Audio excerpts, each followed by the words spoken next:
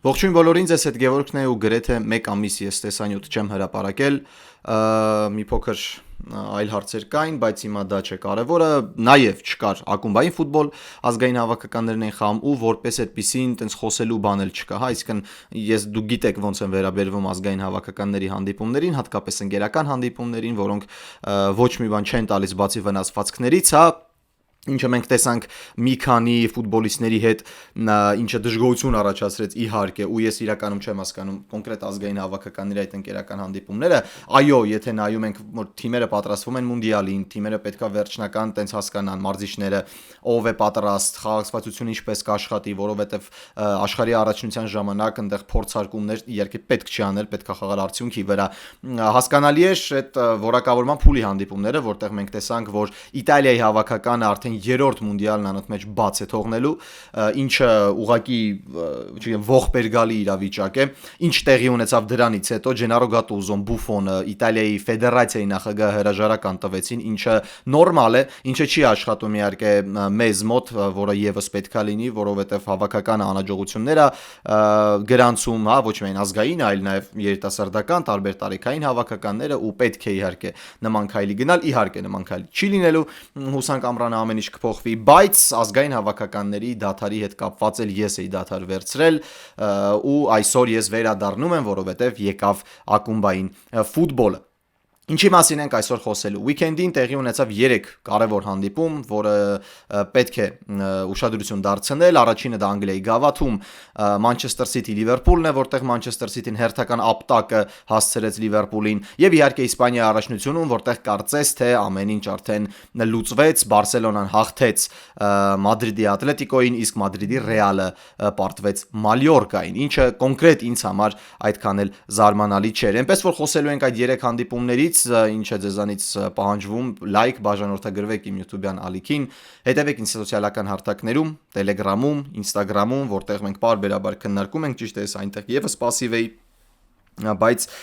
հուսամ շուտ ապույտ կվերադառնամ ու ակտիվությունս այնտեղ եւս կվերադարձնեմ ու բացի այդ ես ցանկանում եմ ձեզ առաջարկել ֆուտբոլիստ ֆուտբոլային խանութը, որտեղ դուք կարող եք գնել ձեր ցանկացած մարզաշապիկը, ձեր ցանկացած տպագրությամբ, ես հիմա կերում եմ ֆուտբոլիստից Ռոբերտո Բաջոյի մարզաշապիկը, սա 94 թվականի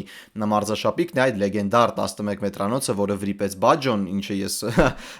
չեմ ուզում ծավալվել, բայց չեմ հասկանում ինչու է Բաջոն այդտեղ մեղավոր, որովհետեւ միջև Բաջոն 2 հոգի էլ վրիպել էր 11 մետրանոցից, ինչևէ, գնացեք Մաշտոցի 7 դրոփինգ, գնեք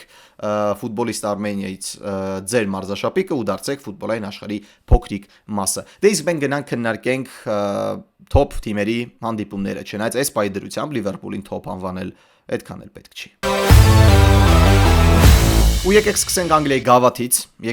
Անգլիայի գավաթից, որովհետև այնտեղ նա համ անակնկալ տեղի ունեցավ, համ էլ ոչ անակնկալ, հա։ Արսենալը դուրս մնաց հետագա պայքարից, Արսենալը արտագնախաղում պարտվեց Սաութհեմպտոնին 1-2 հաշվով,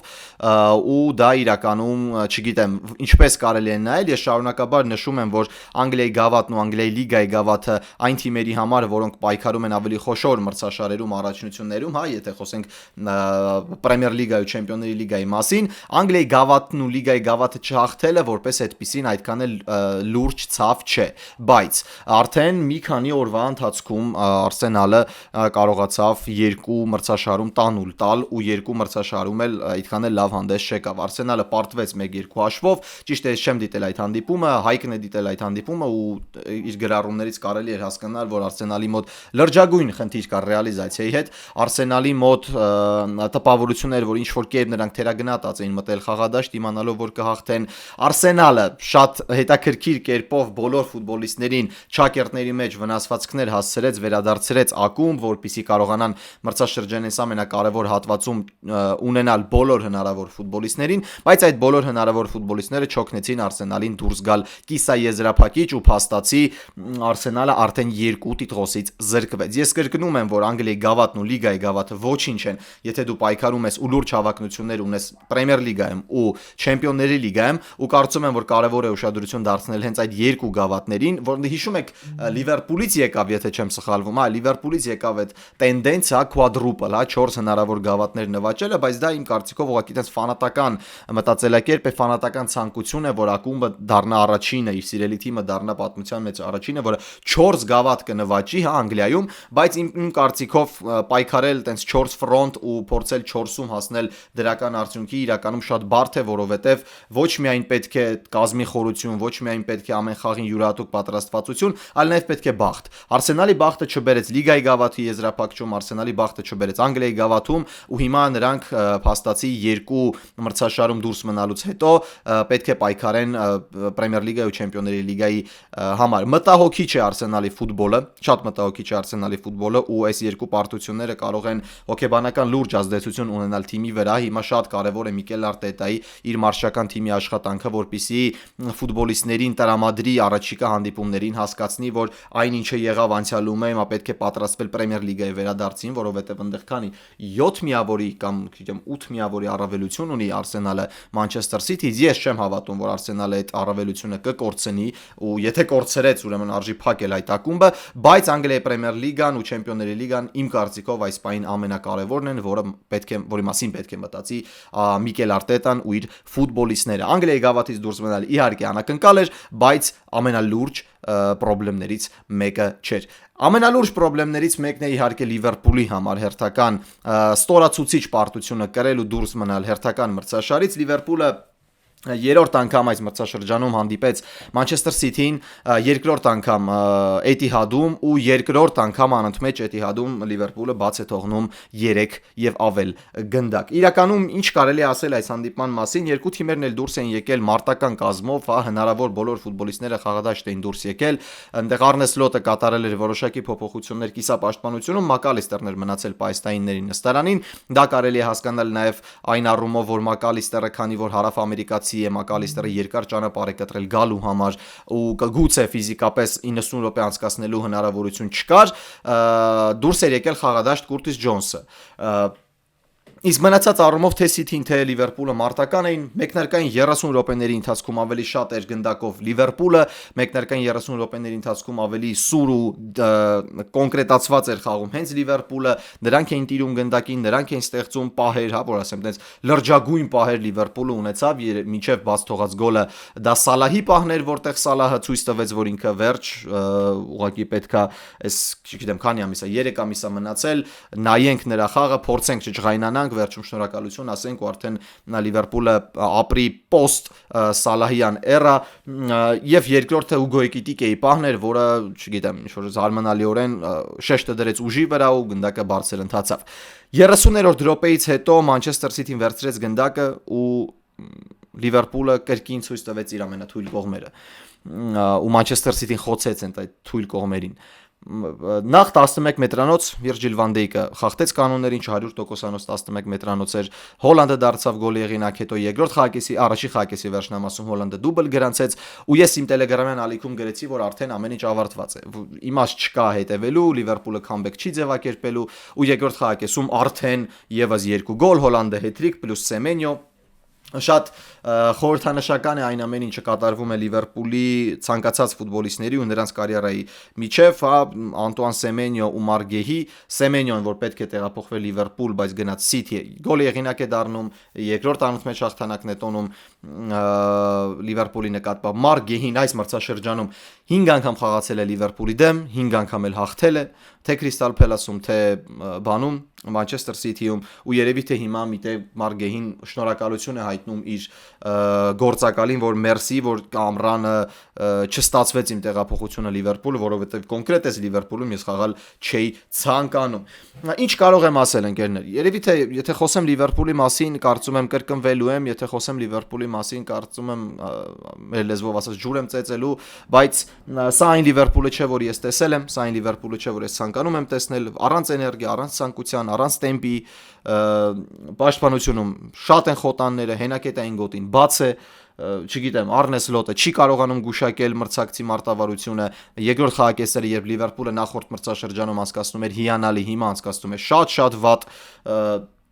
ու դրա հիման վրա է, որ ռեկորդային ինչքան 90 րոպեի բաց թողած գոլերը, պաշտպանությունում բացերը, մի խոսքով Լիվերպուլը աղետ է այս մրցաշրջանում, Լիվերպուլին չես կարողանում հետևել, Լիվերպուլի ցուցադրած ֆուտբոլից դու հաճույք չես ստանում, ես իմ անունից եմ ասում, հա, ու գուցե սա ոչ թե որպես ընդհանուր ֆուտբոլասերերի կոնկրետ երկրպագու Լիվերպուլի խաղերը ինձ հաճույք չեմ պատճառում, ես չեմ տեսնում մեկին, որին կարող եմ նայել ու ասել, այ գոնե իր համար, օրինակ ոնց է Բարսելոնան, թե Բարսելոնա թեկուզ լավ չի խաղում, այնտեղ գոնե կան ֆուտբոլիստներ, որոնք դու կարող ես նայել ու ինչ որ բան ակնկալել, հա, ինչ որ մի հատ կախարդանքը ակնկալել, այնտեղ լինի Լամին Յամալ, այնտեղ լինի Պեդրին, Ռաֆինյան, կոնկրետ Լիվերպուլում չկա ֆուտբոլիստ, որ ինչ որ կախարդանքի պատրաստ է գնալ, ինչ որ ռիսկի պատրաստ է գնալ, հա Դոմինիկ Սոբոսլայ կա այնտեղ, հա Վիրց, Էկիտիկե, որոնք լավ մարզավիճակում են, բայց որպես այդպեսին, եթե չկա թիմ, չկա թիմային համակարգ ու չկա ցանկություն, հա, այդ ինտենսիվությունը, ինչը մենք սովոր ենք տեսնել Լիվերպուլի մոտ, հավատացեք, որ շատ բանի մենք չենք հասնելու այս մրցաշրջանում։ Ես ուղղակի վախում եմ։ Ես sense ասեմ, ես ուղղակի վախում եմ չորեքշաբթի օրը կայանալիք Paris Saint-Germain Liverpool խաղից։ Ոչ, ես վստահ եմ, որ PSG-ն ոչնչացնելու է Լիվերպուլին ու այդ դիմակայությունը առաջին իսկ խաղով որոշվելու է։ Չեմ հավատում ոչ մի կերպ, որ Լիվերպուլը կարողանալու է դիմադրել ահեղ PSG-ին ու միակ հույսս է, որ ջախջախի հաղթանակ PSG-ն չտոնի Լիվերպուլին, չեմ ուզում ասել ստորացնի, բայց ես չեմ ուզում, որ Լիվերպուլը հիշվի Չեմպիոնների լիգայի պատմության մեջ որպես մի ակումբ, որը ամենաշատ գնդակն է բաց թողել, հենց մեկը Paris Saint-Germain-ից։ Չգիտեմ, ամենացավալին էլ այն էր, որ 4-րդ գոլից հետո, դրանից հետո Մոհամեդ Սալահը վրիպեց 11 մետրանոցից, Լիվերպուլի ֆուտբոլիստները, երկրպագուները ուղղակի հեռացան հյուրերի սեկտորից, ինչը ընդհանրապես Լիվերպուլի համար չէ, այսինքն վայել չէ, ինչի մասին է Լիվերպուլը, հա։ Ես այնտեղ մի հատ լավ տելեգրամանալիք կար ռուսական շեստել չէ։ Ես կարդացի իրանց գրառումը ու ես ամբողջությամբ համաձայն եմ, որ պարզվում է, որ Լիվերպուլի երկրպագուներից շատերը կամ որոշները, չգիտեմ, Յոնեվո Վոքելոնը երբ երգում են, հա, Էնֆիլդում, երբ ասում են մենք միասնության մասին ենք, մենք միահամուռ լինելու մասին ենք, մենք թիմին ծանր պայերին բաց չթողնելու մասին ենք եւ այլն, ուղղակի օգտագործում են այդ Յոնեվո Վոքելոնը այն ժամանակ, երբ ամեն ինչ լավ է, երբ թիմը լավ է խաղում, երբ պերֆորմանսներ կան, երբ մրցանակներ կան եւ նվաճումներ կան, բայց երբ հենց այսպիսի իրավիճակում է հայտնվում թիմը ակումբը, ապա շատերը միանգամից մոռանում են այն կարգախոսը, որով շարժվում, այն փիլիսոփայությունը, որով շարժվում է Լիվերպուլը։ Արդյոք ես հիասթափված եմ Լիվերպուլից այս մրցաշրջանում, միանշանակ։ Արդյոք ինձ գոհացնում է։ Իհարկե ոչ։ Ես ամեն անգամ սարսափով եմ դիտում։ Ես ամեն անգամ իմ նյարդային համակարգը խախտվում է Լիվերպուլի խաղը դիտելիս, որովհետեւ ես գիտեմ, որ այս ֆուտբոլիստները ավելին են ունակ, բայց իրանք չեն կարողանում դա ցույց տալ։ Բայց ես երբեք չեմ պատրաստվում թիկունքով կանգնել իմ սիրելի ակումբին, որքան էլ նրանք վատ հանդես գան, որքան էլ նրանք խայտառակեն, այսպես ասենք, իրենց խաղադաշտում։ Մանչեսթեր Սիթին ուղղակի ոչնչացրեց Լիվերպուլին։ Մանչեսթեր Սիթին այս մրցաշրջանում ցույց է տալիս, որ գուցե իր լավագույն տարիները, չգիտեմ, անցյալում են, գուցե Պեպ Գվարդիոլան այն Գվարդիոլան չէ, ինչը կար օրինակ 20, 21, 22 թվականներին, բայց Պեպ Գվարդիոլան միևնույնը մնում է Պեպ Գվարդիոլա, մարդ, որը կարող է ոչնչից ստեղծել վտանգավոր պահեր բանի համար, մրցակցի մարշի համար ստեղծել գլուխ կոտրուկներ, որը մարսիզը չի կարող լուծել ու որպես այդպեսին Գվարդիոլան արդեն գնում է երկրորդ գավաթի հետևից, փաստացի գլխավոր ֆավորիտներից մեկն է, Արսենալն էլ դուրս մնաց հետագա պայքարից, այնտեղ կա Չելսի, որը 7-0 հաղթեց Պորտվիլին, Սաութհեմպտոնն է, Մանչեսթեր Սիթին է ու մի հատ էլ թիմ կա, որին ես չեմ հիշի ցավոք սրտի, եթե չեմ սխալվում դիմակայությունն էլ դեռ տեղի չի ունեցել։ Մի խոսքով, Մանչեսթեր Սիթին հիմա գուցե թույլ մրցաշրջաններից մեկն էր անցկացնում Անգլիայի Պրեմիեր լիգայում, բայց այդ ամենը հաշվի առնելով նրանք ունեն մի գավաթ, նրանք գնում են երկրորդի հետևից, ունեն քիչ հավանականություն երրորդի համար, բայց հույսները չեն կտրում, որովհետև կա միմյանց դեմ հանդիպում Արսենալ Մանչեսթեր Սիթի ու եթե Արսենալը գոնե միտեղ սայթակի, պայքարը էլ ավելի է սրվելու։ Անգլիայի գավաթում կարծես թե ունենք գլխավոր ֆավորիտ Մանչեսթեր Սիթի, երկրորդը Չելսին է, որտեղ ոչ ամեն ինչ է, որ լավ է ընթանում, հա, Լիամ Ռոսենյորն է, որակազրկում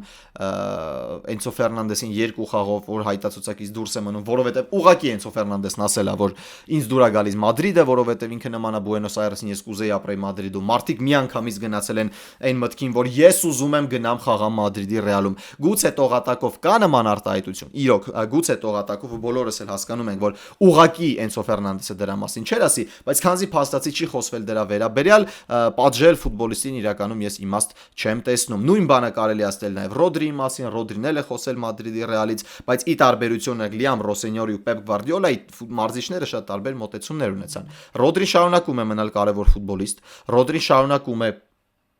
լինել հիմնակարերից մեկը Մանչեսթեր Սիթի, իսկ Պեպ Գվարդիոլան նախախաղային ասուլիսին Լիվերպուլի խաղից առաջ արեց այնպիսի արտահայտություն, որպեսզի բոլորս հասկանանք, որ չկա ֆուտբոլիստ, որը կարող է ավելի վեր լինել, քան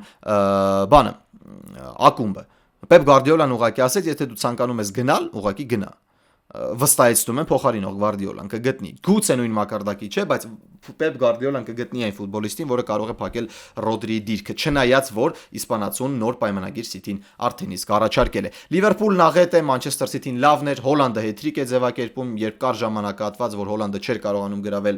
Լիվերպուլի դարպասը, վերջին 1 տարում արդեն 6 անգամ դա արել, այնպես որ չկան թիմեր, որոնց դեմ Հոլանդը չի կարող գոլի հեղինակ դառնալ։ Լիվերպուլին մաղթում եմ միայն համբերություն, ինչպես եւ Լիվերպուլի բոլոր երկրպագուներին ինձ եւս, որովհետեւ չորեքշաբթի երեկոյան մեզ սպասվում է նմանատիպ սցենար, որտեղ մենք կրկին տխրելու ենք ու չենք կարողանալու քնել։ Չգիտեմ, ինչ է պետք Լիվերպուլին։ Արդյոք պետք է Ալոնսոն, արդյոք պետք է վստահել Արնե Սլոտին։ Յուրաքանչյուր սցենարին ես կողմ եմ։ Այսինքն եթե Արնե Սլոտը մնա, կարելի է հասկանալ Լիվերպուլի ղեկավարությանը։ Եթե հեռացնի Սլոտին, կարելի է հասկանալ Լիվերպուլի ղեկավարությանը։ Եթե գա Ալոնսոն, ինչ է առաջարկելու Ալոնսոն, ով է հեռանալու, ով է մնալու, ինչ ֆուտբոլիստներ են պետք լինելու։ Մի խոսքով, այս մրցաշրջանից հետո ինձ թվում է Լիվերպուլը ամենահետաքրքիր թիմերից մեկն է լինելու հետևելու համար, որովհետև այնտեղ լուրջ փոփոխություններ են տեղի ունենալու։ Իսկ թե այդ փոփոխությունները ուր կտանեն անգլիական ակումբին, ցույց կտա միայն ժամանակը։ Հիմա կարելի է ասել, որ Լիվերպուլը ձախողվեց իր որոշումներով, իսկ այդ որոշումների արդյունքը խաղադաշտում ու լուսատախտակի վրի հաշիվներն են, որտեղ Լիվերպուլը դրական արդյունքի չի հասնում։ Ընկերներ, եկեք գնանք Իսպանիա ու խոսենք արդեն Իսպանիայի առաջնությունից, որովհետև կարծում եմ այնտեղ արդեն չեմ ուզում ասել 100%-անոց ամեն ինչ որոշված է, բայց շատ բաների պատասխաններ մենք ստացանք ու առաջինը առաջարկում եմ խոսենք Մադրիդի Ռեալի հանդիպումից Մալյորկայի դեմ, որովհետև նախ ժամանակացույցով Ռեալի հանդիպումն ավելի շուտ էր, քան Բարսելոնայինը, ու դա պետք է Բարսելոնային հավելյալ ճնշում առաջացներ, եթե Մադրիդի Ռեալը հաղթեր։ Ինչ կարելի ասել տվյալ հանդիպման մասին։ Կոնկրետ խաղի վերաբերյալ շատ բան չեմ խոսելու, որովհետև քնեցնող հանդիպում էր, նույնիսկ Ռեալի երկրպագուները Մհերը, Էմիլը խոսում էինք, մենք մեր լեզվով ասած լոքշ հանդիպում էր ու շատ բան այդ խաղում տեղի չունեցավ։ Ինչի մասին եմ ես ավելի շատ ցանկանում խոսել։ Մադրիդի Ռեալը վերջին 1 ամսվա ընթացքում, երևի թե անցկացրեց 5 հանդիպում ու շատ լուրջ մրցակիցների դեմ անցկացրեց այդ հանդիպումները, եթե չեմ սխալվում 5-ում էլ հաղթանակ տոնելով, եթե չեմ սխալվում 5-ում էլ հաղթանակ տոնելով։ Նրանք մրցեցին Մանչեսթեր Սիթիի դեմ Չեմպիոնների լիգայի 1/8 եզրափակում, նրանք հետո մրցեցին Մադրիդի Ատլետիկոյի հետ ու 3-ում էլ հաղթեցին։ Ես այդ 3 հանդիպումները կուզեմ շեշտեմ ու այդ խաղերը դիտելով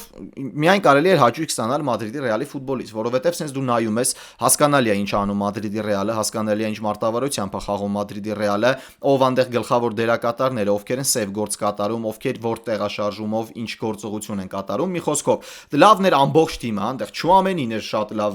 Վալվերդեն տիեզերական մակարդակի ֆուտբոլիստ է, դա բոլորս էլ գիտենք, Վինիսիուսն է շատ օգտակար խաղում վերջին 1 ամսվա ընթացքում, ինչը համ իմ համար զարմանալի է, համ իմ համար գովելի է, որովհետև Վինիսիուսը իմ համար միշտ ընկալվել է որպես եսասեր ֆուտբոլիստ ու ինքը եսասեր ֆուտբոլիստ է ու սուպեր ասխերը պիտի տենց լինեն ինչ որ չափով, բայց Վինիսիուսը վերջին 1 ամսվա ընթացքում կոնկրետ այդ 5 հանդիպումներում ցույց տվեց թիմային աշխատանք, Մադրիդի Ատլետիկոյի դեմ խաղը ընդհանրապես Վինիսիուսին տպավորեց պրեսինգով, ծավալով, խաղադաշտում վազքի չափաբաժնով, ամեն ինչ շատ լավ էր Վինիսիուսի մոտ ու Մադրիդի Ռեալը ստացել էր շատ լավ թիմի տեսք, որը գիտի թե ինչպես պետք է խաղալ ֆուտբոլ, ինչպես պետք է հաղթել տվյալ հանդիպումներում։ Ու այս ամենը բերում էր նաև հաստատում այն խոսքերին, որ Խաբի Ալոնսոն էր հիմնական մեղավորը այն արդյունքների, որոնք գրանցում էր Մադրիդի Ռեալը։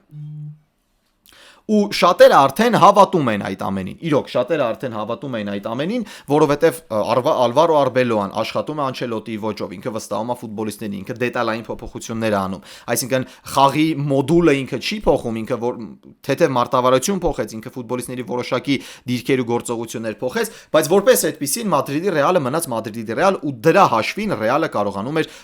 զորեղ ֆուտբոլով հաղթել մրցակիցներին։ Բայց կար մի հատ կարևոր բայց։ ինչը մենք տեսել էինք Խաբի Ալոնսոյի օրոք, բայց ինչը մենք չենք տեսել Ալվարո Արբելոյի օրոք։ Այդ բայցը ունի երկու անուն՝ Կիլիան Մբապե ու Ջուդ Բելինգեմ։ Եթե Ջուդ Բելինգեմը այնպիսի ֆուտբոլիստ է, որը եւս համարվում է սուպերաստղ, որը կարող է իրեն զոհաբերել, դառնալ երկրորդ,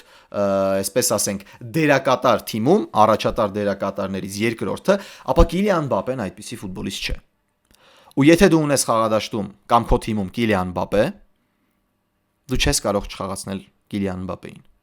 Ինչու՞։ Եմ այս բացատրեմ ու ես երեք մտածում եմ սրա մասին։ Ու ես եկա ինչ-որ մի հատ եզրահանգման, որը կարծում եմ ինձ կարող է տալ պատասխան։ Կիլիան Մբապեն մեծություն է, դա փաստ է։ Կիլիան Մբապեն այն ֆուտբոլիստն է, որը կարող է լինել քո թիմում ու նույնիսկ վատ մրցաշրջան անցկացնելով ինքը քեզ կարող է ապահովել առնվազն, չգիտեմ, 25-30 գոլ մրցաշրջանում, բոլոր մրցաշարերում։ Դա իհարկե փայլուն է, ու նման ֆուտբոլիստ իհարկե պետք է խաղա, որովհետև եթե դու արդյունք ես տալիս, եթե դու գոլահար ես, եթե դու կարողանում ես հոտառությամբ լիքը պահեր վերածել գոլի, ուրեմն դու պետք է լինես մեկնարկային կազմում։ Դա այդպես է։ Յուրաքանչյուր մարզիչ ունենալով Կիլիան Մբապեն իր թիմում պետք է խաղացնի, ու դա նորմալ է։ Բայց կան նաև այլ սուպերաստղեր։ Կա Բելինգեմ, կա Վինիսիուս, կա Վալվերդե, որը չի ուզում նահանջի, այսինքն նույն եսասիրությունը չունի, ես վստահ եմ, որ Ֆեդերիկո Վալվերդեի մոտ սերը ակումբի հանդեպ,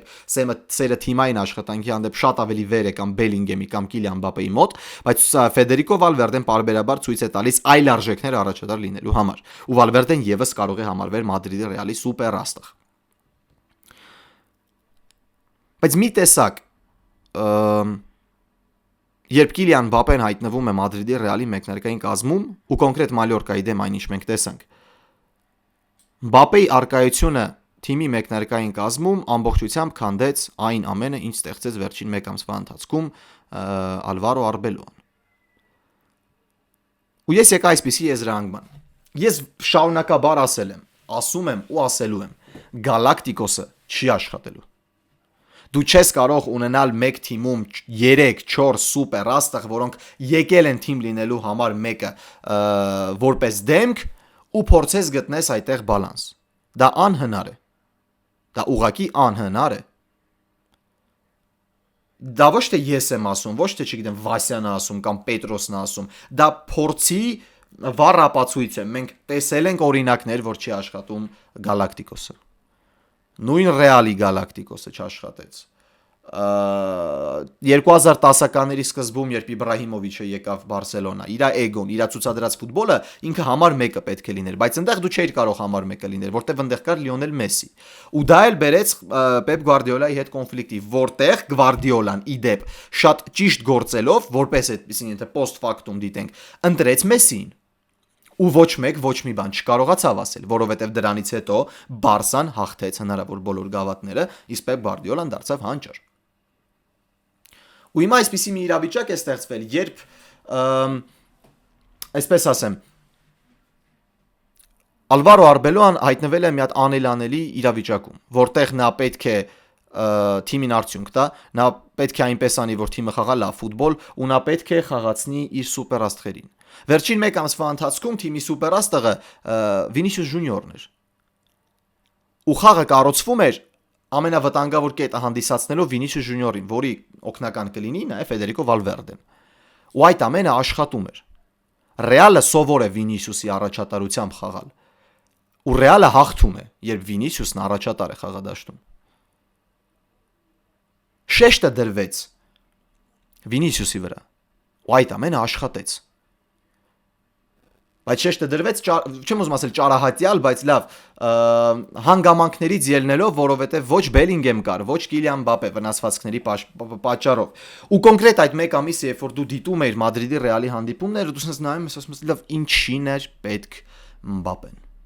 Ինչին է պետք Մբապեն։ Դու չես ստանում այդ հարցի պատասխանը։ Որովհետև երբ որ դու նայում ես Մադրիդի Ռեալին, այդ Մադրիդի Ռեալին առանց Մբապե,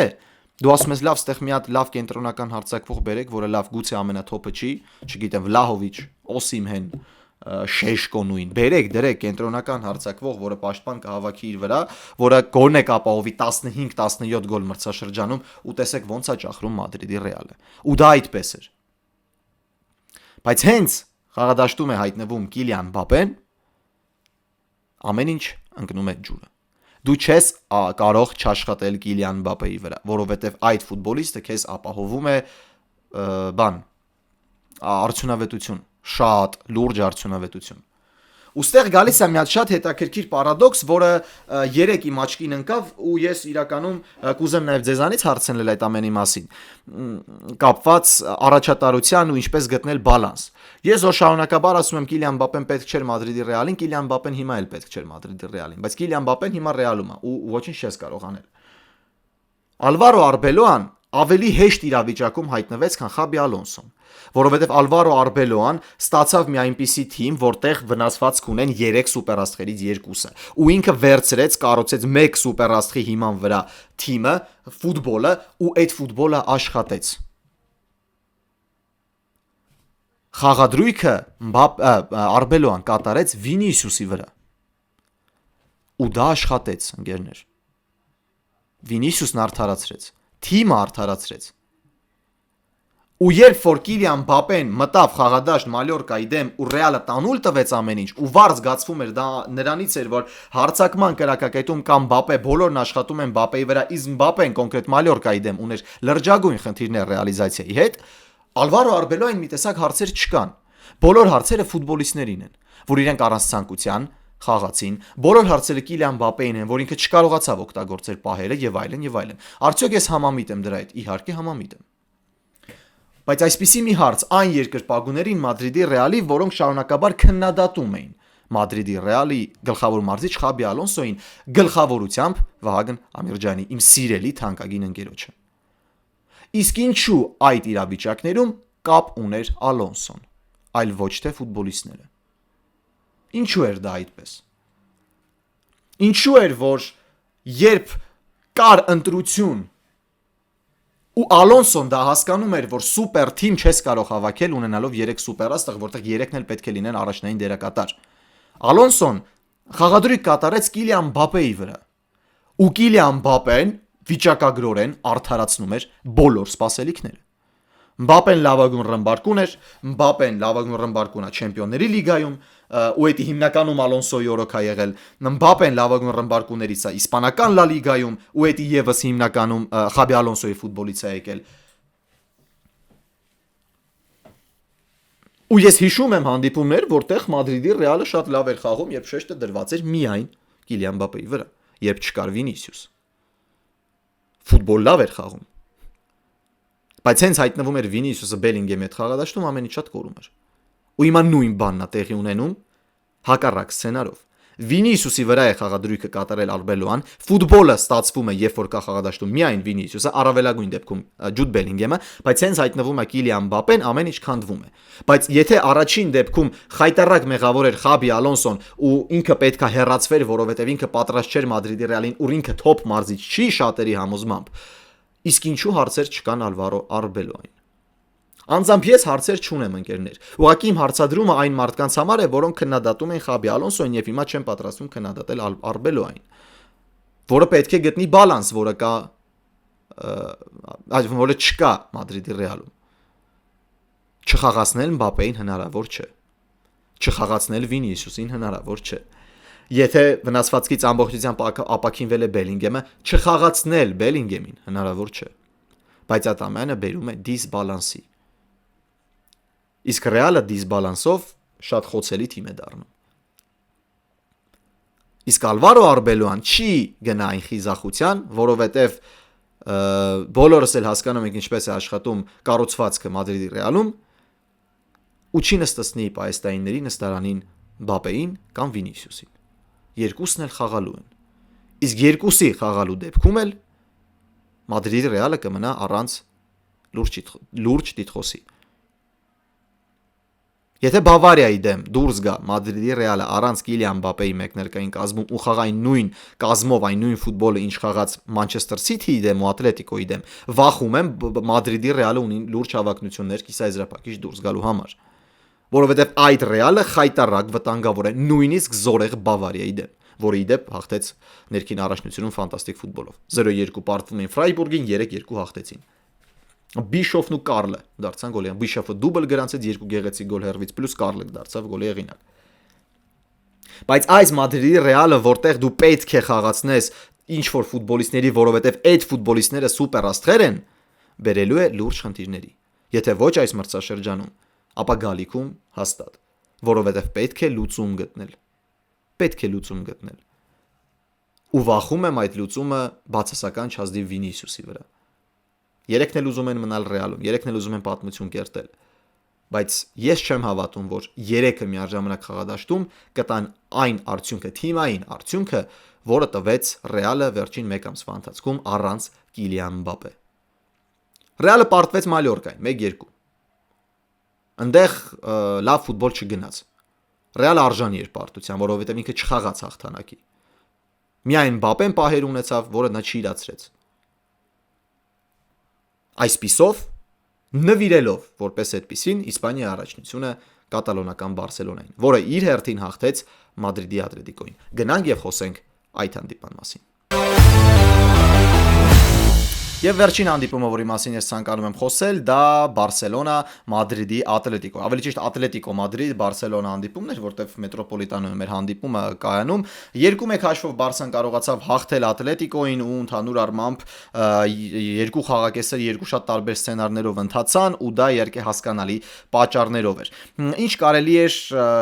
կարելի է ասել ընդհանուր այս հանդիպման մասին, այն որ թիմերը արդեն հոգնել են միմյանց դեմ խաղալուց, բայց դեռևս երկու հանդիպում ունեն Չեմպիոնների լիգայում։ Երկուսն էլ վերջին երկու խաղերում, այդ գավաթային խաղերում կարողացան միմյանց շատ լավ ուսումնասիրել, ու թե Դիեգո Սիմեոնեն, ու թե Հանսի Ֆլիկը շատ պատրաստված էին դուրս եկել խաղադաշտ։ Սցենարը բավականին պարզ էր։ Շատ պարզ էր սցենարը,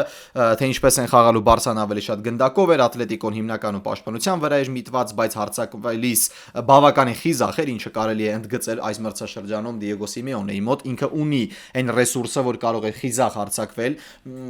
բայց հիմնականում խաղում էր հակագրողներով, գնդակին ավելի շատ տիրում էր Բարսան, իսկ Ատլետիկոն փորձում էր պատժել հենց հակագրողների վրա։ Ու այդ ամենը ստեղծեց մի հատ լավ ֆուտբոլային մթնոլորտ, մի հատ թեժ ֆուտբոլային մթնոլորտ, որտեղ եղան թե պահեր, թե դարպասապանների սեյվեր, թե ինչ որ անհասկանալի վրիպումներ, հատկապես Անտուան Գրիզմանից, երկու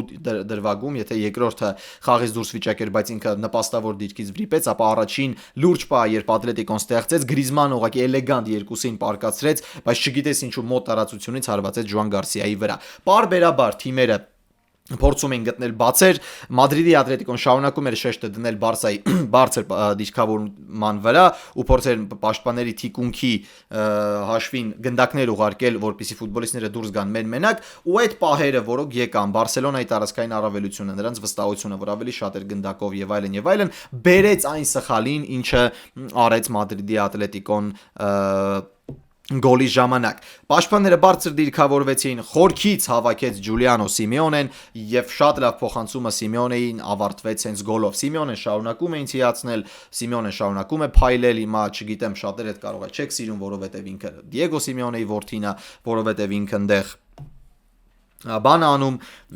ոչ թե պրովոկացիա, ինքը շատ է գնում կռիվների, շատ է տաքարյունությամբ զբաղվում եւ այլն, շատերը նրան չեն սիրում այս դրա համար, բայց ֆունկցիոնալ առումով, թիմում կարևորության առումով երևի թե Ջուլիանո Սիմեոնեն, չգիտեմ, երկրորդն է կարևորությամբ, եթե անենք Խուլիան Ալվարեսին Էսպայի դրությամբ, որի դեպ չմտավ վերսկի խաղադաշտ, ու Ջուլիանո Սիմեոնեն հիասքանչ ֆուտբոլ է հերթական անգամ խաղում ու դառնում է գոլի հեղինակ։ Դրանից հետո շատ արագ Բարսելոնան խփում է պատասխան գնդակը, Մարկուս Ռեշֆորդն գեղեցին կոմբինացիայից հետո դառնում գոլի հեղինակ, ու որպես այդպեսին այդ ամեն ինչը ամբողջացնում էր առաջին խաղակեսի սցենարը, հա, այսինքն Ատլետիկոն գոլ խփեց իր ցուցադրած ֆուտբոլով, Բարսելոնան գոլ խփեց իր ցուցադրած ֆուտբոլով։ Ամեն ինչ օրինաչափ էր, ամեն ինչ շատ լավ էր ընթանում, բայց կրկին նման հանդիպումներում կոնկրետ Իսպանիա առաջնությունում աչքի անկնում իհարկե գլխավոր մրցավարը։ Նախ առաջին դրվագի մասին, որտեղ Նիկո Գոնսալեսը ստանում է կարմիր քարտ։ Արդարացիորեն պետք է հեռացվել խաղադաշտից, որովհետև առաջին դրվագում ինչ որ հիմարի պես թռնում է գնդակը ձեռքով հակվում է լրիվ Արարատ Արաքելյան vibes, ստանում է դեղին քարտ։ Բայց չգիտեմ նման իրավիճակներում ես կանոնադրությունը կոնկրետ առումով շատ չեմ ուսումնասիրել, թե դու միտումնավոր ես նման իրավիճակներում խաղում ձեռքով, ապա դու հեռացվում ես խաղադաշտից, թե ոչ, ամենայն դեպս դրվագներ եղան, կոնկրետ հենց մեկը Սեմենյոն տենց արեց Լիվերպուլի դեմ ստացավ ոչ մի բան, այնտեղ Արաուխոն էր հիշում եմ դեղին քարտ ստացավ, որ գնդակը կասեցր Մեսսին Նիդերլանդների դեմ, որը չստացավ իդեպ դեղին քարտ, որ պետք է ստանար, որի երկրորդը կլիներ ու ինքը պետք է հեռացվեր խաղադաշտից իդեպ բայց Նիկո Գոնսալեսը լուրջ վտանգավոր գրող կասեցրեց խախտումով երկրորդ դեղին քարտին արժանացավ ու հեռացվեց խաղադաշտից ամբողջությամբ արդարացված էր բայց հետո տեղի ունեցավ մի շատ անհասկանալի իրավիճակ որը եթե նայում են կանոնադրությամբ ճիշտ է գլխավոր մրցավարը գնաց վառ համակարգի օգնությանը օգտվելու ու ուղակի փոխեց որոշումը, որ ոչ թե երկրորդ դեղին քարտով է հեռացվում Նիկո Գոնսալես, այլ ուղիղ կարմիր քարտով։ Դա միայն բացասական է Ատլետիկոյի համար, որովհետև այդ որոշումը փոխում է, եթե երկու դեղինից հետո կարմիր, ապա մեկ խաղ ես բաց թողնում, եթե միանգամից կարմիր է, ապա երկու խաղ ես բաց թողնում։ Նիկո Գոնսալեսը չհասկացա այս այնտեղ ուղակի վերջին հույսի խախտում էր կամ պոտենցիալ գոլի այտենց խոչընդոտ էր հանդիսանում դրա համար կարմիր ստացավ, բայց որպես այդպիսին կանոնադրությամբ մրցավարները ճիշտ վարվեցին, բայց խաղի սցենարի վրա կոնկրետ այդ որոշումը ոնց որ առաջին խաղակեսում չազդեց ու այդ կարմիր քարտը ցույց տվեց մեզ մի բան, հասկացրեց մեզ մի բան, որ Բարսելոնան երկրորդ խաղակեսում գնալու է հաղթանակի հետևից, իսկ Մադրիդի Ատլետիկոն գնալու է նստելու է պաշտպանությունում ու փորձելու է ինչ-որ կերպ խաղալ հակագրողների վրա։ Ու այդպես էլ եղավ երկրորդ խաղակեսում Բարսելոնան ճնշեց, Բարսելոնան ստեղծեց պայր, Բարսելոնան օգտվեց քանակական առավելությունից, այնտեղ փոփոխություններ կատարվեցին ու այդ ամենը բերեց իր արդյունքը այնքան փրկեց Ժուաո Մուսոն ոնց էր Մուսոն այնքան փրկեց որ վերջում արդեն չգիտեմ շատ պատահականության սկզբունքով գնդակը հայտնվեց դարպասում կանսելուն գեղեցիկ շրջանցեց պաշտպանին հարվածեց Մուսոն հեռացրեց ու ուղակի sense գնդակը դիպավ Լևանդովսկու գրծքավանդակին ու հայտնվեց դարպասում բոլորը դարձավ անվանել Լևանգոլսկի այո գոլ խփեց բայց որպես այդպեսին բան էլ չարեց Լևանդովսկին այդ գոլի համար ուղակի գնդակը դիպավ իրեն ամենասկանդալային բանը որը տեղի ունեցավ այդ խաղում դա Ժերար Մարտինի կարմիր քարտներ ու հետո դրա չեղարկում։ Ինչու պետք է ստանար Ժերար Մարտինը կարմիր քարտ ու ինչու չեղարկվեց այդ կարմիր քարտը։ Եթե նայում էինք ընթացքում, այսինքն կրկնապատկերով, չէ, Ժերար Մարտինը հարվածում է գնդակին, որից հետո բաց ոտքով գնում ոչ թե կոճին ֆուտբոլիստի, այլ կոճից վերև։ Բաց ոտքով հարվածում է ու դա ծանր վնասվածքի խախտում է, որը պատժվում է կարմիր քարտով։ Գլխավոր մրցավարի կայացրած որոշումը իմ սուբյեկտիվ կարծիքով ճիշտ էր։ Բայց հետո գնում է կրկնապատկերը դիտելու ու չեղարկում է իր որոշումը ցույց տալով Ժերար Մարտինին դեղին քարտ, հիմք ընդունելով այն փաստը, որ առաջինը գնդակին խաղացել է Մարտինը։ Հարվածել է գնդակին, որից հետո եղել է հարված ֆուտբոլիստի ոտքին նշելով Բարսա երկրպագուների կողմից, որ ուր տաներ ախր այդ ոտը, հոչեր կտրելու։ Հարցը ստեղ ոտքը կտրել կամ ինչ որտեղ տանելու մեջ չէր ընկերներ։ Հարցը ստեղ նրանում էր, որ Ժերար Մարտինը ընդհանրապես կարիք չուներ գնդակին հարվածելուց հետո ոտքը այդքան բարձրացնել։ Եթե հարվածից հետո կանգներ ոտնաթաթին ֆուտբոլիստի, ընդհանրապես ոչ մի հարց չկար։ Դեղին քարտ կամ նույնիսկ ոչ մի բան խաղը շարունակվում է։ Բայց ախր նույնիսկ կոճին չի կանգնում, կոճից վերև, դա կոտրվածքի լուրջ նախադեպ կարող է լինել։ Լուրջ հիմք ոտքի կոտրվածք ստանալու համար։ Իսկ նման իրավիճակներում UEFA կանոնադրությունը, մրցավարական կանոնադրությունը փաստում է, որ ֆուտբոլիստը պետք է հեռացվի խաղադաշտից ուղիղ կարմիր քարտով։ Երբ Ժուլ Կունդեի հետ պայքարում Ժիրոնան էր չեմ սխալ, Ժուլ Կունդեի հետ պայքարում եղավ նմանատիպ իրավիճակ, բայց ուղիղ նույն իրավիճակը չէր, որովհետև այդ ժամանակ ոտնաթաթին է կանգնում ֆուտբոլիստը, Բարսելոնայի բոլոր երկրպագուները ոչնչացրեցին մրցավարին գնալով արդարության հետևից։ Դա փաստ է, միանշանակ։ Գոլը պետք է չեղարկվեր, որովհետև կար խաղի կանոնների խախտում ու դա ամբողջությամբ ճիշտ է։ Գոլը պետք է չեղարկվեր, որովհետև կար խաղի կանոնների խախտում։ Բայց ես ուղղակի մի բան չեմ հասկանում։ Ինչու է դա խախտում, չգիտեմ, հեռացում կամ գոլի չեղարկում։ Իսկ սա ոչ։ Ինչու է նման իրավիճակներում միշտ Բարսելոնայի երկրպագուները խոսում, որ դե բայց հիշում եք ընդեղ էլ խախտում չէր, ուրեմն սա էլ խախտում չի։ Ընկերներ, եթե դա ձեր կարծիքով սխալ էր, ուրեմն սա էլ պետք է լինի սխալ։ Իրոք, ես հասկանում եմ երկրպագուական այդ կարծիքները, որոնք հայտնում եք դուք։ Ամբողջությամբ հասկանում եմ։ Որոշ դեպքում արդարացման բանով, որոշ դեպքում այդ անարդար որոշումների բանով եւ այլն եւ այլն։ Մրցավարները խայտարակություն են Իսպանիայում։ Բոլորը դա գիտեն։ Բայց ախր երբ որ դուք փոխում եք կարծիքներ, դա այդքան էլ ճիշտ չի նայվում։ Ես մի հատ տղա կար 3 տարվա գրառում ինձ հիշեցրեց Դավիթ Ռայայի մասին, որտեղ ես գրել էի, որ Դավիթ Ռայայի ձեռքբերումը ճիշտ չի, որտեղ Դավիթ Ռայան չի կարող ցույց տալ այն, ինչ պետք է Արսենալին։ Ես այդ պահին ճիշտ էի։ Այդ մրցաշրջանում Ռայան ցույց չտվեց այն, ինչ պետք է ցույց տալ։ Հետո բացվեց, այո։ Հետո բացվեց։ Բայց կոնկրետ այս իրավիճակը այնքան ծիծաղալի էր հետևել կողմ։ Ես իմ չաթում ոչ մի բան չեմ գրել Telegram, ես պրոստը կարդում եի, ով ինչա գրում։ Ու Բարսա երկրպագուներից շատերը գրեցին, որ դե հիմա կարևոր չի, ինչա տեղի ունեցել։ Կարևորը որ մենք հաղթեցինք։ Ու ես հիշեցի այս տեքստը։ Ես հիշեցի ու ինչպես ինչ հիշեցրեցին, ես եւս պատրաստվում եմ դա անել այն իրավիճակում, երբ անարդար որոշումը կամ սխալ որոշումը, այսպես ասենք, կազդի Բարսելոնայի մրցակցի հաղթանակին։ Բայց ես այդ ժամանակ սպասում եմ, որ կասեք դե հիմա կապ չունի, թե մենք ինչպես պարտվեցինք։ Մենք պարտվեցինք։ Բայց ես վստահ եմ, որ ես դա չեմ տեսնելու։ Ես ուղղակի զարմացա, որ մարդիկ արդարացնում էին, որ Ժերար Մարտինը չի խախտել կանոնները։ Բայց ես նաև զզվել եմ արդեն այս վերջին 1 տարվա ընթացքում այնքան քննարկելուց այդ ամենը, որ մենք մոռանում ենք ֆուտբոլը, ընկերներ։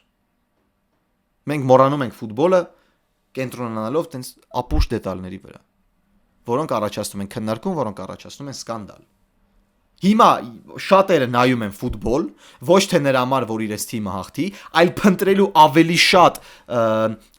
բաներ խոսալու, որ կարող է ազդել խաղի ելքի վրա։ Այսինքն մենք նայում ենք ֆուտբոլ փնտրելով դրվագներ, որտեղ մրցավարը սխալվեց, որ վերջում, եթե մեր թիմը չկարողանա հաղթել, մենք ասենք նա էսի սենց արեց, էսի սենց այդ, եթե էսի սենց չլներ, եթե սենց որոշում չկայացվեր, եթե ստեղ Սիմեոնեն կարմիր ստանար, խաղն այլ ընթացք կունենար։ Ու եթե Բարսելոնան հաղթում է, մենք կարողանում ենք ասել, որ կապ չունի թե ինչա տեղի ունեցել խաղադաշտում, կարևորը Բարսան հաղթել է, ինչը օբյեկտիվորեն ճիշտ է, Բարսան հաղթեց, Բարսան հիմա գրեթե ապահովեց չեմպիոնությունը։ Բայց ես այդ արտահայտությունները պահանջում եմ բոլոր խաղերում։ Կապ չունի քո սիրելի թիմը հաղթել է թե ոչ։ Եթե քո սիրելի թիմը պարտվում է ու դու կարողանում ես 45 փոստ անել ու 95 մեկնաբանություն անել, թե ինչքան զզվելի էր մրցավարը ու ինչքան անարդար է մրցավարությունը Իսպանիայում, ես պահանջում եմ նույն բանը ասել, երբ որ որոշումը կայացվում է ի օգուտ ձեր սիրելի թիմի։ Դա վերաբերվում է թե Բարսային, թե Ռեալին, թե Լիվերպուլին, թե Յունայթեդին, թե մյուս թիմերի բոլոր երկրպագուներին։ Բարսելոնան կարողացավ հաղթելու, Բարսելոնան դա արեց արժանիորեն։ Ֆուտբոլով Բարսան պակաս չէր։ Յամալը տիեզերական ֆուտբոլիստ է։ Յամալը, չգիտեմ, ես ասում եմ, եթե ես այն ժամանակ միացնում էի Բարսայի խաղերը, որպեսզի դիտեի Լիոնել Մեսսիին, որովհետև ես վստահ եմ, որ ամեն խաղում Լիոնել Մեսսի մի հատ այնպիսի բան անելու, որ իմ բերանը բաց է մնալու։ Հիմա Յամալն է այդպիսին։ Յամալի փոխանցումը Ֆերմին Լոպեսին, որը ցավոք գոլով չավարտվեց, ուղղակի գլուխ գործոց էր։ Ես հաճույք եմ ստանում այդ տղայի ցուցադրած ֆուտբոլից։ Ես ուղղակի նայում ասում եմ, վաու։ Երբ որ ես ասում եմ, մեր ֆուտբոլը, ժամանակակից ֆուտբոլը դարձել է այնքան թիմային ու այնքան պրագմատիկ, որ եթե դու հիմա նշես ֆուտբոլիստների, որոնք կարող են միայնակ լուծել խաղի ելքը, ես այն ժամանակ 2 ֆուտբոլիստների էի մտապոյում, ես չգիտես ինչի մոռացել էի Յամալին, բայց Յամալը այդ երրորդն է։ Վինիսիուս, Կիլիան Մբապե, Լամին Յամալ։ Այս 3 ֆուտբոլիստներն են, որ եթե թիմը խաղավաղ վատ, իրանք միայնակ կարող են վերցնել գնդակը ու լուծել էպիզոդների ելքը։ Յամալը գերֆանտաստիկ տղա է։ Ինչպես եւ Վինիսիուսն, ինչպես եւ Մբապեն։ Բայց ցավում եմ, որ նման խաղը կրկին ուշադրության կենտրոնում է պահում գլխավոր մրցավարի կայացրած որոշումը։ Ու ահավոր ցավում եմ, որ առաջիկա 2 հանդիպումները եւս այդպիսինն են լինելու։ Ես վստահ եմ, որ լինելու է որոշում այդ 2 խաղերից մեկում, որտեղ օգուտ չի քաղելու Բարսան։ Ու այդ ժամանակ ես ցանկանում եմ տեսնել Բարսայի երկրպագուների կարծիքները իմ մեկնաբանություններում։ Ու եթե ես նեյտրալ երկրպագու եմ, եթե անցնի Ատլետիկոն կիսաեզրափակիչ ու անցնի մրցավարական կոպտագույն սխալի հետևանքով, ես չեմ ուզում տեսնել մրցավարի հանդեպ քննադատություններ, որովհետև կարևորը հաղթել են, թե հիմա ոնց են հաղթել, ոչ մեկին հետաքրքիր չէ։ Բարսան եթե 4 հանդիպում հաղթում է, եթե նույնը տեղի ունենում նաև Մադրիդի Ռեալի հետ, Բարսան կարող է չեմպիոնությունը տոնել Nou Camp-ում Մադրիդի Ռեալի դեմ խաղում։ Դա կլինի էպիկ, ուղղակի էպիկ։ Ինչը չեմ ուզում ցանկանալ Մադրիդի Ռեալի երկրպագուներին, որովհետև դա լինելու է ցավոտ։ Թե հիմա ումա 1 ու 1 չի, շատերը կգրեն հիմա դե թքած ունեմ թե Բարսայի դեմ կլինի թե չէ։ Ընկերներ, դուք ենթագիտակցաբար թքած չունեք նման բաների վրա։ Դուք չեք կարող թքած ունենալ եւ ձեր ողերի մրցակիցը ձեզ հաղթելով պաշտոնապես հռչակվում է չեմպիոն։ Ու ձեր դիմաց տոնում է այդ ամենը։ Շատ հետաքրքիր է իրականում Բարսայի ու Ռեալի դիմակայությունը, որտեղ դրաման առաջանում է ոչ թե ֆուտբոլային խաղադաշտում, այլ դրանից դուրս։ Սին կարծիքներով, փոփոխական կարծիքներով։ Ես չեմ ասում, որ բոլոր կարծիքները պետք է սկզբից մինչև վերջ մնան նույնը։ Դու կարծիքդ կարող ես փոխել։ Դու կարող ես նկատել, համոզվել, որ քո կարծիքը գուցե այն ժամանակ ճիշտ էր, հիմա փոքր սխալվում ես, փոխես կարծիքդ։ Բայց երբ որ արտահայտություններ են գնում, որ մենք թքած ունենք ոնց հաղթեցին, կարևորը հաղթեցին, մեր չեմպիոնությունն է կարևոր, ես ուղղակի սպասելու եմ, ոչ թե դնելու եմ դնեմ, ասեմ, այ սպասեմ Բարսայի դեմ բան լինի, որ մենք խոսենք դրա մասին։ Չէ, բայց գիտենք, որ գալու է նման ժամանակ։ Գալու է այտենց խաղ, որ Բարսան պարտվելու է մրցավարական սխալ որոշումից։ Ու այդ ժամանակ մենք պետք է ասենք, թքած թե ոնց պարտվեցինք, կարևորը պարտվել ենք, ու պետք է աշխատել սխալների վրա։ Այսօրվա համար այսքան է, ընկերներ, շնորհակալություն տեսանյութը դիտելու համար, Ինտեր Ռոմա խաղը չեմ մեկնաբանելու, որովհետև վաղը այս տեսանյութը նկարվում է Կիրակի օրը, վաղը Փյունիկը խաղում է արտագնա Գյումրի ու Շիրակի հետ, ու ես ժամանակ ուղղակի չեմ ունենա տեսանյութ նկարանելու, այնպես որ եթե ձեզ դուր եկավ այս տեսանյութը, այս 3 թոփ խաղերի մասին խոսելը, ապա լայք, բաժանորդագրվեք իմ YouTube-յան էջին, հետևեք ինձ սոցիալական հարթակներով, ակտիվությունը վերադառնում է, որովհետև կա նաև ակումբային ֆուտբոլ արչևում կա Չեմպիոնների լիգա, դե իսկ մենք կհանդիպենք արդեն Չեմպիոնների լիգայի երեկոներից հետո։ Ձեզ հետ Գևորգ Մալաքյանն էր, հաջողություն։